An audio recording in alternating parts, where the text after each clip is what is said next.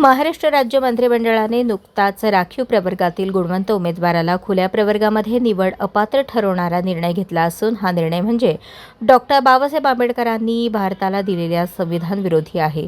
तो निर्णय ताबडतोब रद्द करावा, अन्यथा भीमशक्ती सामाजिक संघटनेच्या वतीने महाराष्ट्रभर तीव्र आंदोलन करणार असल्याचे लेखी निवेदन सोलापूर जिल्हाधिकारी यांचे तहसील अधिकारी यांना देण्यात आले।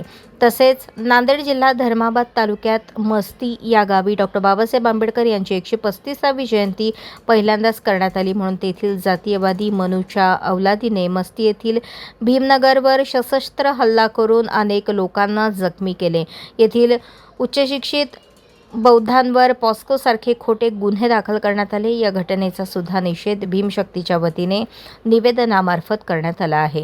वास्तविक पाहता खुल्या प्रवर्गात गुणवंत मागासवर्गीय विद्यार्थ्यांच्या निवडीबाबत अनेक वेळा सुप्रीम कोर्टाने दिलेले सांविधानिक निर्णय म्हणजे गुणवत्तेला न्याय आणि सामाजिक न्यायाला संरक्षण या दोन्ही मूल्यांचा समतोल साधण्याचा प्रयत्न आहे।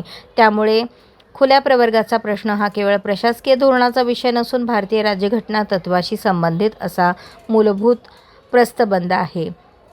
1992, 2010, 2020, मार्च 2026 या चारही वेळी सुप्रीम कोर्टाने दिलेला निर्णय राज्यघटनेला आधारित आणि संविधानिक तत्वावर दिलेले निर्णय आहे।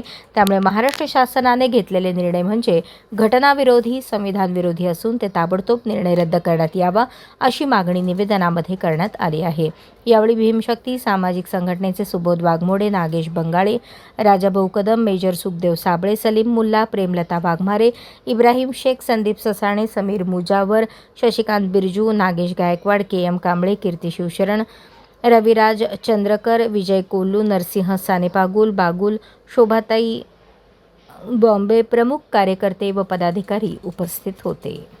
अशाच नवनवीन अपडेटसाठी जनता राज्य न्यूज चॅनलला सबस्क्राईब करा, लाईक करा आणि शेअर करायला विसरू नका।